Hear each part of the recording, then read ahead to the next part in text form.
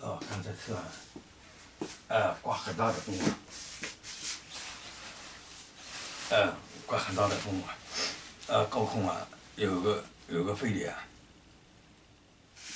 高空啊，有个飞碟，还带着小飞碟，带着小飞碟啊，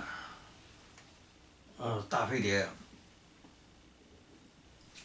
飞过的时候，有时小飞碟会下来一下，小飞碟自己下来一下也旋转，是旋转产生的风啊，是旋转产生的风啊，有时候，小飞碟就回到大飞碟上面，有的时候，小飞碟自己也在旋转，所以先生的风啊比较复杂先生的风比较复杂，有的是大飞碟单元形成的，有的是大飞碟加小飞碟一起飞行引起的，好，这两天就是这个是大飞碟加小飞碟旋转引起的大风，好知道了，好再见，